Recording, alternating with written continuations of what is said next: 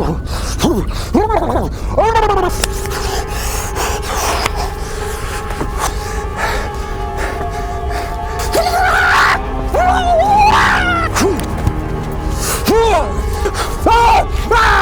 can do this.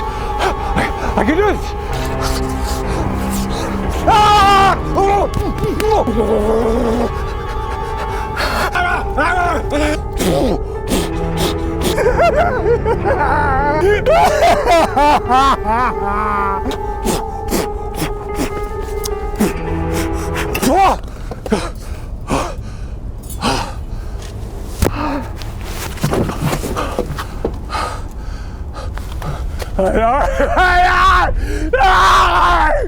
Have you seen Chad today? No, he talked about doing some archaeological thing.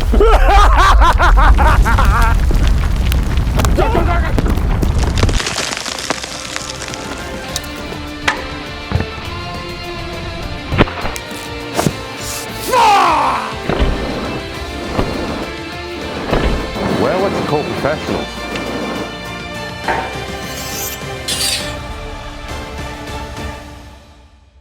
Snakes. I hate snakes, which is very odd considering I have a very snake-like weapon, but that does raise an interesting question. Is it even a weapon? Many people have assumed it is, so we're going to be able to find that out in this very video, which is brought to you by our generous supporters on Player, Subscribestar, channel memberships and Patreon. If you want to help support us make this type of content, become a Shadiversity Knight, donating anything between $1 to $5, and it helps out more than we can express. So thank you to all our supporters. And now, let's get into this video about whips and are they even a weapon? Well, you can tell we're leaning into the Indiana Jones themes with this video. Don't really know why, because there's only 3 Indiana Jones films, and I'm not sure if Indiana Jones is in the current, I guess, prominence. But anyway, I've been wanting to do this for a while because I should be very clear, good old Indy, he doesn't really use the whip as a weapon, more as a assistive kind of tool, but the whip has been proposed as a weapon in many other areas, especially role-playing games. In fact, you probably find the whip as a weapon you can find on the weapons list in role-playing games, and we want to find out how effective it really is. So we're going to be testing it. We have a real whip here. We're going to be putting to the test. It's going to be a lot of fun. Before we do, I want to share a little bit of science about how whips work, to probably enlighten us as their effect, because whips are interesting. And we're gonna, I have some assumptions, and we'll see if my assumptions are correct or not, because they have the capacity to really hurt, but do they have the capacity to incapacitate or kill? Which is, in my opinion, a fairly important qualifier for a weapon. But first, how do whips work? Now, you heard me crack it once before. Look, I'm not an expert, okay? And we will be exploring or pretending that if we had an expert that had perfect aim and is always able to get the crack, and obviously I'm not good at that, right? Okay, how is it able to get the kind of snap that you hear and reach such high velocities? It's actually about conservation of momentum. Momentum is the combination of 2 important elements, mass and velocity. And when you put in a certain amount of energy into a system, if the mass decreases, the momentum must be maintained, and therefore the velocity will then increase to compensate. And so, have you noticed how whips have a very distinct taper, and they get thinner and thinner? This is how whips work. When you throw in energy into it, the way it cracks is when you get a loop. And so this is the energy, all right, and as the loop moves, the mass of the whip is actually getting thinner as the energy travels down. And so conservation of momentum must kick in then to maintain the momentum, because the mass is actually getting smaller and smaller as the energy travels down the whip. And so as a result, the velocity increases the lower the mass gets. And it gets lower and lower, the velocity getting higher and higher, the speed increasing all the way to the tip. Now look at the mass at the tip compared to the mass of where we began. And so to compensate, the velocity is increasing higher and higher and higher, right to the point where you get to something tiny. Look at the mass now at the end here. And therefore the velocity gets so quick that it breaks the sound barrier, and you get a tiny sonic boom, and that's the cracking sound that you hear when you crack a whip. Now this is interesting because if you put the same amount of energy onto something heavier, all right, a lot of that energy is getting dispersed over a bigger surface area and will do less penetrative damage.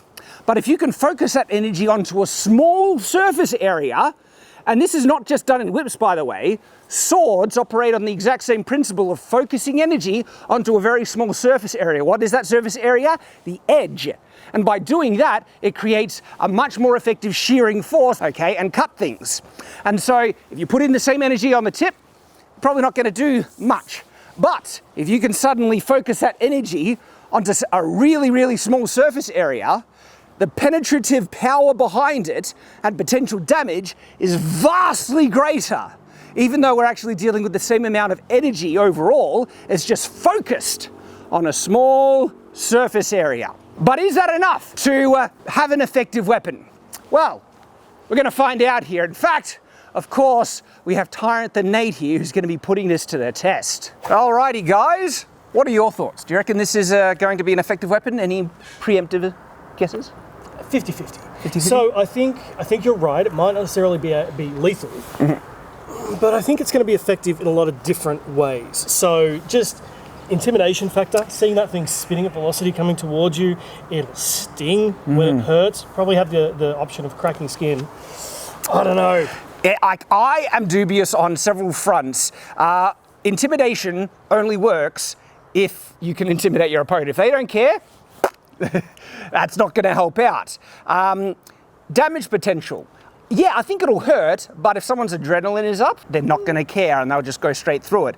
To me, an effective weapon needs the ability to incapacitate an opponent to overcome some of those limitations, and I'm not sure the whip is able to do that. I think it is, but different to how you're thinking of, because it can bind an opponent. You whip that around legs.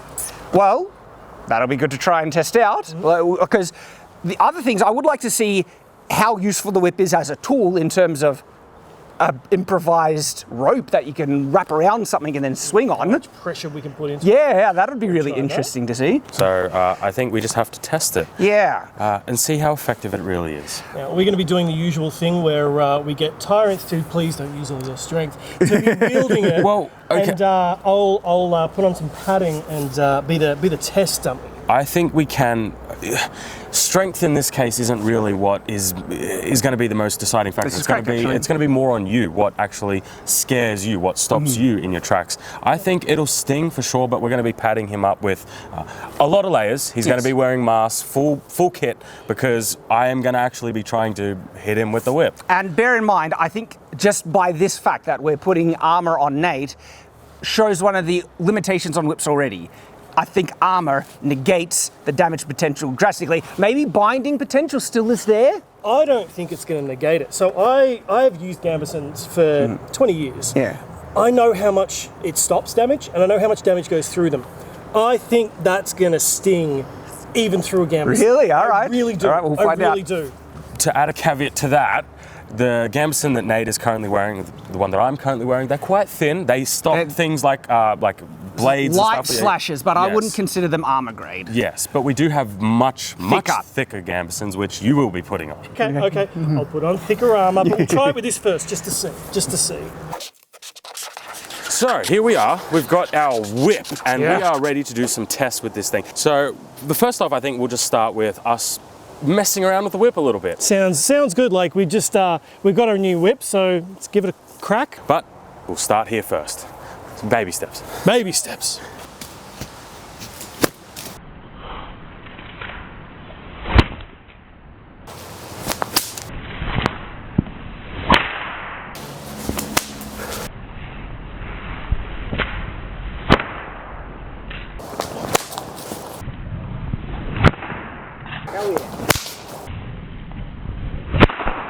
Let's try and hook it over this and not put all our weight on it, but let's see if we can at least put a bit of pressure on it, hold ourselves up. All right, give me a bit of clearance.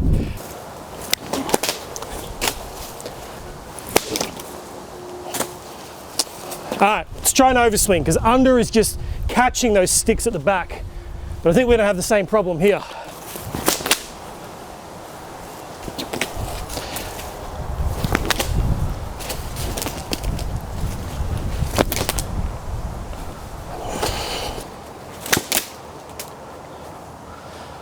Well, there seems to be a bit of a problem with actually getting it to latch on. Right. So when it did manage to wrap around, I had two problems. One, I either didn't have enough, and it wrapped so lightly I could pull it straight off, or I needed to give it so much slack that it caught on everything else and didn't get a chance to bind. So there is a lot of stuff above us, so... But that's realistic though. It's realistic. That's very real. It's incredibly realistic. So. Funny that, but if you're in like an underground abandoned mine and there are fallen beams everywhere, it's chaotic. This is what you're going to get. So, busted? I don't know if that was busted. Maybe like more testing is required. Well, I put it this way: at the end of the day, even if we weren't to use it as a whip, it's still a long piece of cord, so you could still use it as a rope. That's true. That's true. But now you're lowering yourself down from a secure point rather than trying to pull yourself up. That is true. That is true. It's maybe not as Batman as we were hoping it would be. So I think now let's try and do some aiming with it. Let's see how precise we can get with it. Because to be fair, we've been practicing a little bit today with these things, and I'm quite surprised how consistent you can get in terms of your aim. That's true. And something we do here at Shadowversity is a lot of water bottle cutting. Here we have got our water bottle. We've got it behind our big giant target. Let's see if how accurate we can get with this whip. Now, this will swivel a little bit, so anything the Tyrant misses, we're going to catch. So, how good you feeling there today, buddy? I think I'm good. I'm good with it. You good? You good? All right. Let's see.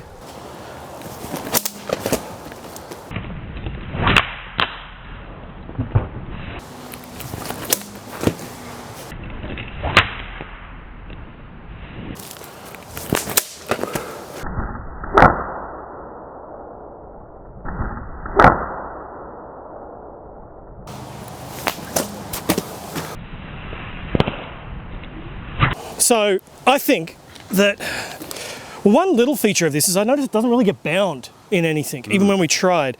But you didn't.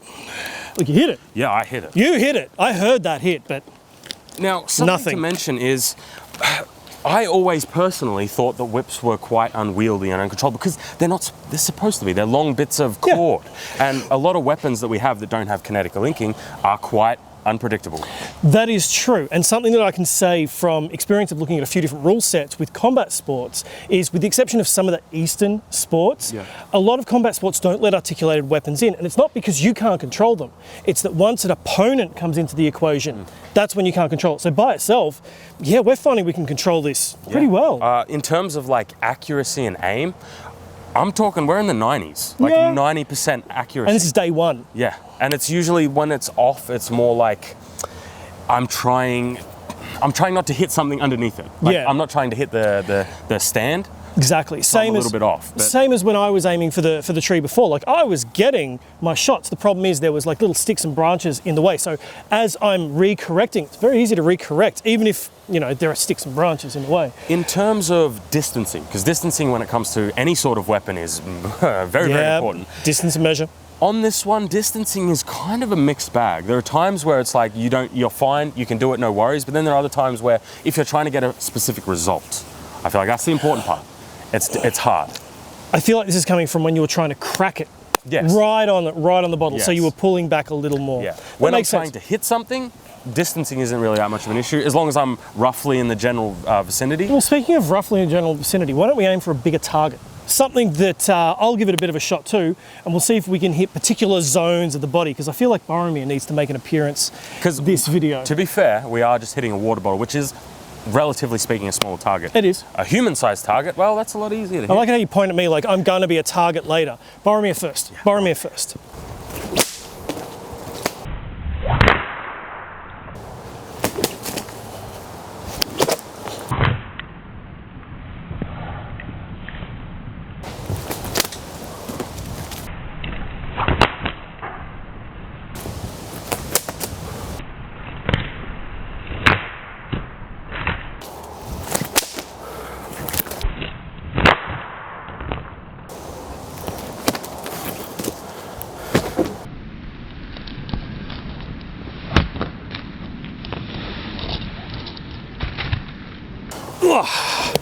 Well, that's pretty effective.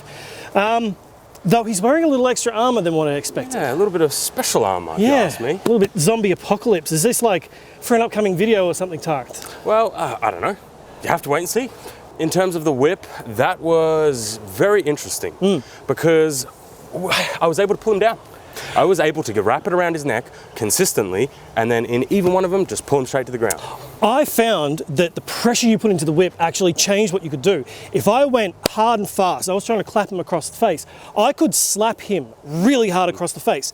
But if I went a little softer, a little more gentle, and a little wide, boom, straight around the neck, pulling down to a nice boot to the face. In terms of a success rate, in terms of hits, it was constant. Like there was maybe like 2 or 3 here and there where we would, we'd maybe get caught on something on the floor, something like that. But for the most part, consistently able to hit him straight in the chest, straight in the face. And that is something too. I've found that you want that little extra range. So when they're backed up against something, we're finding the same problem, I think, that we found over near the tree, which is when you're encumbered, you're in a close range, you've got lots of different targets around, makes it a bit harder. In an open field, whip would be deadly. So I think it's time that we test the whip against a live subject. No fingers, no faces. Well, you're going to be wearing a whole bunch of kit. I am. A big gambeson, HEMA mask, gloves. Something on the back, because HEMA masks usually have an open back. Yeah, gloves. I might turn this around to be a makeshift box. So Nate has gone to put his gambeson on, and here he comes now. And you look... like a fat guy in a burrito. Hi. Fashionable. Yeah. But it's to protect him, and this hopefully will protect you. It is. So to go through, we've got a long gambeson. I've got basically something to cover my groin just in case, some nice armour gloves, a HEMA mask, and then because the mask doesn't cover the back of the head, we just got a little bit of cloth just in case it wraps around the back of my head, because we saw that with Boromir. Yes, we were able to figure out, I don't know if we actually said it on camera specifically, that we were able to get a good wraparound when we aimed slightly off centre. And we cracked back, it was able to wrap around. So, do you want me to try that on you? Gently. Gently. For sure. I feel like my spider senses are tingling. I can't really see right now, but... oh, Shad. Hey, Shad. Shad's here. I'm not Shad. I'm Indiana Jones, clearly. Okay, Indy. What is it you have got to add? The wraparound thing is very interesting. That is something that I wasn't necessarily expecting. I came into this assuming that to get a good hit, you kind of have to nail the whip right at the perfect distance. You do. But if you can get a wraparound and get damage, that means you have a bit more range freedom in combat. Not great, and we're going to see that in the practical sparring when, like, if you close the distance, what can you do? Yeah. But it is more than I was expecting, and that deserves credit. Well, we'll probably talk about it at length in the outro, but to be clear, you are able to wrap around if you sort of aim off center. The whip will crack around and wrap around properly, but as soon as you pull, we found this on the tree, it just comes undone. Like, it doesn't actually... I was able to pull Boromir down about once out of like 5 wraparounds. So it's cool, but not really effective. But on that, I think we should try that. I think we should. For a start, you need to hit me to see if it stings through a gambeson. What about kung fu kind of style combat where you're actually using it more as a rope instead of a whip? Well, I mean, we might build up to the fact that after you've hit me a few times, I'm going to grab a weapon and just see if I can hit him back. So... well, that will be one of the most important parts of this test, is seeing after he closes the distance in armor, is the whip still effective? Yeah, what can you do? Can you do anything with it? Can you use it as a grappling tool? Yeah. But let's get started. I want to whip Nate. That was not as I intended. Now, something to mention is I'm not actually cracking the whip at him. I'm actually wrapping it around and cracking it onto his torso.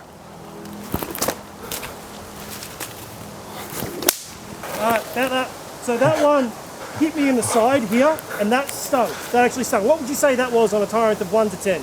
I would say that one was a bit of a misfire. So any more than that, I feel like he's starting to get detrimental from a target's point of view. Right. How was that? Yeah.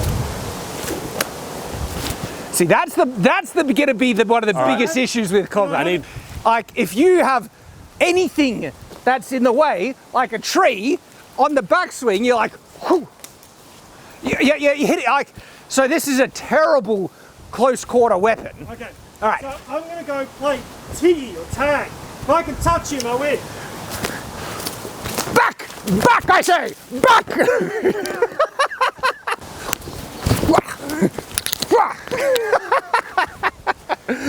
G'day, mate. There you go. All right.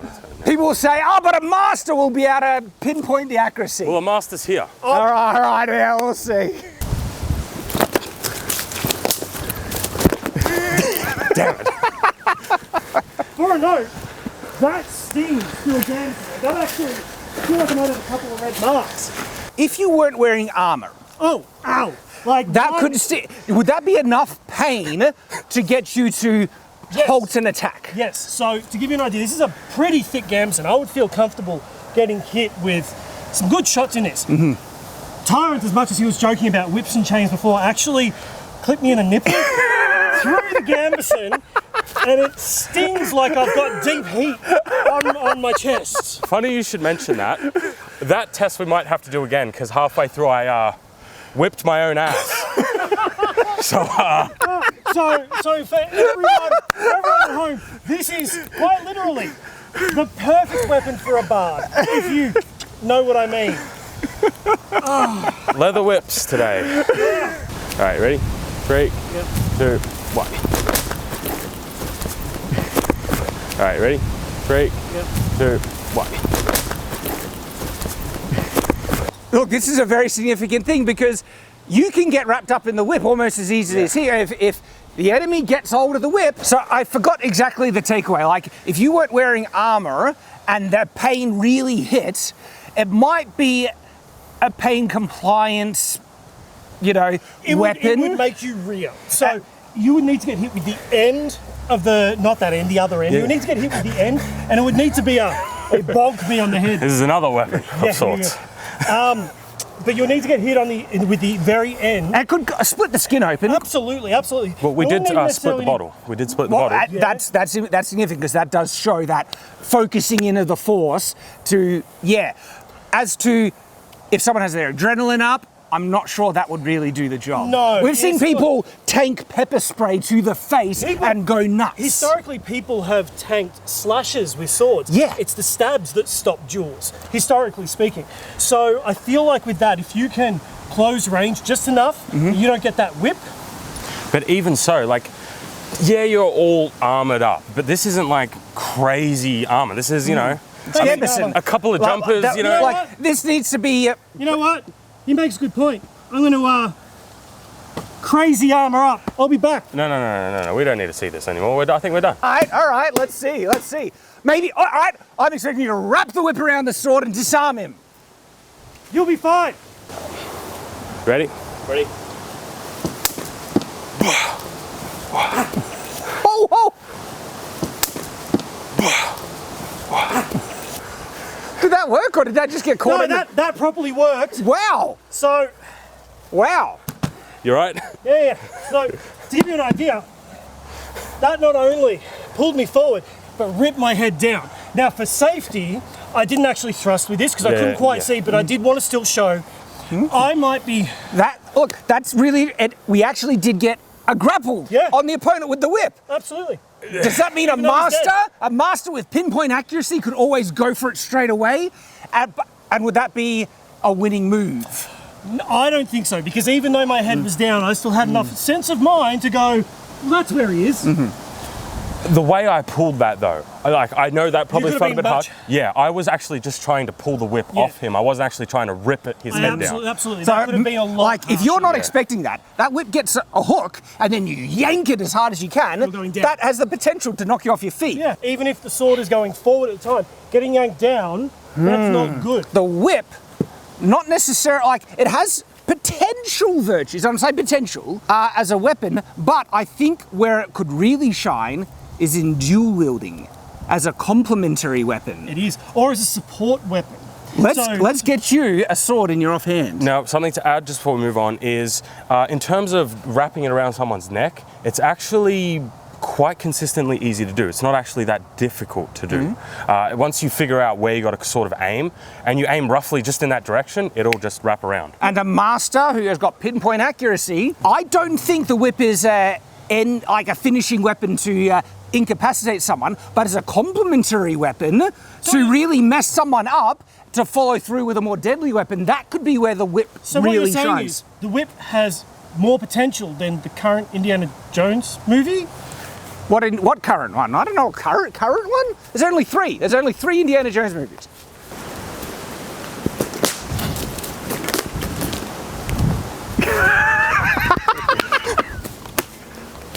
I'm glad that happened. No. I mean, as people say, a master would never. This is the problem with flexible weapons. Even with a master, there's a chance, a higher chance than other weapons that you can get it tangled on yourself. That could have just been user error. We'll take it again. But certain weapons have higher chances of user error than others. Yes. That's a negative to this. Yes.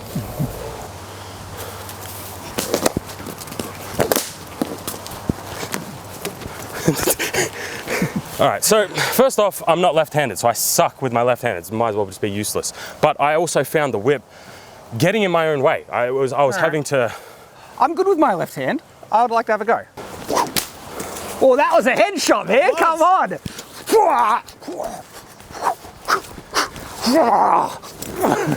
If you weren't wearing the the helmet, that would have cracked right in the head, and that could have stunned and.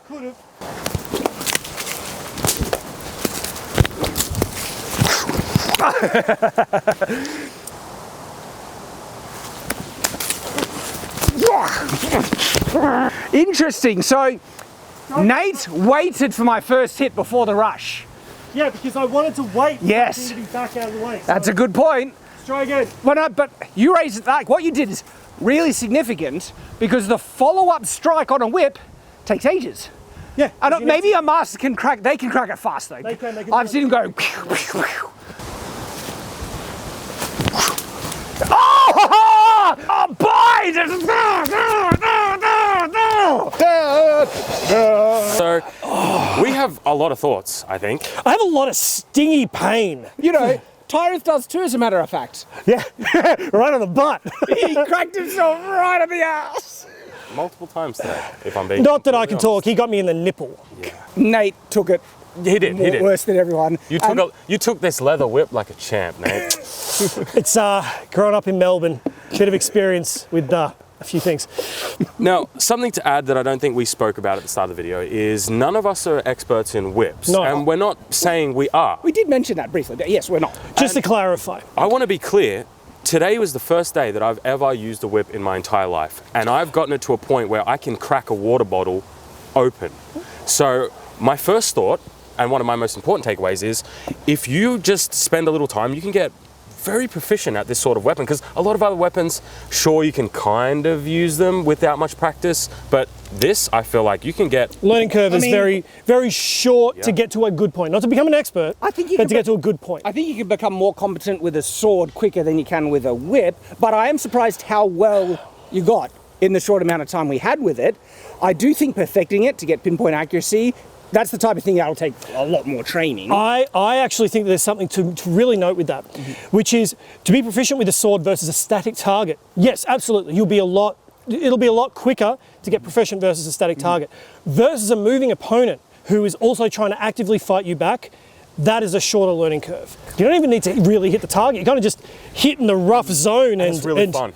It is fun. It's like it has an auto weapon gimbal. It just pulls it into spot. Yeah. So, my final takeaway is ultimately, I don't think it's an effective weapon for two big reasons. I think you can use it to a level effect. First one is the amount of room you need to use it effectively and how it easily gets tangled on surrounding things. And second is the likelihood of getting tangled on yourself, or even hitting yourself. That it's got an unpredictable nature that even masters would have a higher chance of something going wrong. With that having said, it is far more effective than I thought. Like, we got a higher level of effect than I was predicting, surprisingly so. And then if you combine it with an offhand weapon, and because I think as a primary weapon it is also a fail, but as a complementary assist weapon, that's where it shines. I also think something important to mention is when you first, I was very wary when I first picked it up. I was very, is this going to whip me in the back of the head? Is this going to do this? But once you start to learn your own sort of distance with the whip and you find a way to actually aim it proficiently, you don't even worry anymore. Full send. Really? Yeah. Yeah. Even when you are... Oh, whoa. That's in a sparring setting. You're gonna hit yourself in the butt. So he's fine until he's distressed, is what he's saying. No. When I'm aiming at a static target, I'm all good. 90%, 95% success rate. It's just when someone's advancing on you with a sword, accidents happen. So, Happy accidents. We did get some feedback with pain compliance by accident, but we got feedback from it. By accident. By accident. Nate did get a pretty solid crack that to show the flow, we had to pause it and cut it out, but to reference it, there was a solid crack. There was. So for regulars of the channel, you'll know that I've got pretty bad knees, both old man joke and injuries from combat. So when Shad got a whip crack right on the kneecap, it was an instant stop. Like I just went, ooh, give me a minute. You know the type of thing where you stub your toe in the middle of the night, or you Step on a piece of Lego. Step on a piece of Lego, or you hit your shin on the coffee table, and you just stop and you're like, and then there's 30 seconds of silence. It's one of those. It's one of those. So it is effective. It definitely is effective. And some of the shots that I copped on the mask, I would not want to have not had this. Like unless you are really amped up with adrenaline and you're pumping everything, a good solid whip crack to the head, I think that has a good potential of stopping someone in the tracks. It won't kill them, right? That's why I think you need the offhand weapon. But if you manage to do that, to stun them quick enough or long enough to just... Well, we saw also on Boromir that we were getting some really nice slaps across the face, and I would not want to hit them. I would not want to cop them. So in terms of the takeaways from this video, I think there's two really important data points that I was not expecting. The first one is we were actually able to cut a water bottle with nothing but a string. That is actually a really, that's cool, that's a solid data point to get. Second of all, I was able to effectively grapple around your head and pull you down. Yeah, and with more practice, you could do that too. Arms, legs, head, like... I managed to grapple your sword did enough to close the distance. Absolutely, absolutely. That surprised me that we were able to pull that off. If you did have the room to try and do that, that is a viable technique as an assist weapon that makes the whip more effective than I was going to give it credit. Environment does play a very, very large factor, yes. and something we need to add is right now we're getting into winter, or we're almost there. So we have leaves, trees, pieces of branch, and they were getting caught all the time. We were throwing sticks at one another because the whip was just pulling them with Actually, we can take one from when I was trying to whip around the tree where I caught a branch on the ground and I flicked up and it went flying up as I was trying to loose the branch away. So we were getting caught on a lot of stuff. Yeah. So I think to use it effectively, you need a big open space and a nice distance. So not a good dungeoneering weapon. But that means if someone is aware of those limitations, they get to choose when to, they know they can get an effective use out of the whip, and they would know, do I have the space? If not, I don't use it. If I do, it could be a game-changing, incapacitating my opponent weapon to finish with another. I don't think it works as a primary weapon, but an offhand assist weapon, wow, the whip. It's good utilitarian. I want to add this in. This thing isn't very heavy. These are not very heavy. Putting these on your back, on your belt, and using it, because it's not only a whip, you could also conceivably use it as rope. I think it's actually a good multi-purpose tool. I feel like with the grappling, for example, with the swing from the tree, I feel like that's something where there might be a specific technique to get it wrap in a specific way. I feel like that's what that might be. I've actually seen riggers for oil rigs do that with chains. I've seen with boating. With boating, you use certain flicks and you'll be able to wrap. So there's definitely techniques that you could learn with that. But I don't know, like it worked better than I thought. I had fun with this one. Yeah, you really did. But next time, you can be the test dummy, because I feel like I've, 7 times now at least. But you and Boromir have the same haircut. It just goes so well. You know, you chopped an excuse. You chopped a water bottle open with this thing. Yeah, he did. Look, I don't think you could chop substantial stuff. The Gambison stopped it in its tracks. But that's enough to break skin, though. I think it'll definitely cut. That is, but I mean, it's not really going to chop down trees or anything like that. Yeah, you definitely need an axe. Nothing else would do it except for an axe. Other weapons certainly could, like a sword. Chop down a tree? Yeah, swords could chop down. Well, or a fish, a herring. No, sorry, that was just... That's just a weird red... That's a weird red herring thing. We've done a video testing if you can chop down swords with trees. It's actually, I think, one of the best videos we've ever made. That was fun. And the algorithm just hasn't liked it, hasn't promoted it. People, it needs more love, because I think a lot of people missed out on literally one of the best videos we've ever made. I reckon you guys should click on it. It's right here. You'll love it. And the results are quite interesting. I was going to say that. Very surprising, what worked, shouldn't have, and what shouldn't have did. And it's amazing. You need to check it out. Hope to see you over there. Do you reckon they've clicked it by now? Do you reckon they've clicked it yet? I don't know. I want to go play with the whip more. I reckon If you're still here, you haven't clicked the video. It's No, it great. hasn't. But I need a turn. Give me the.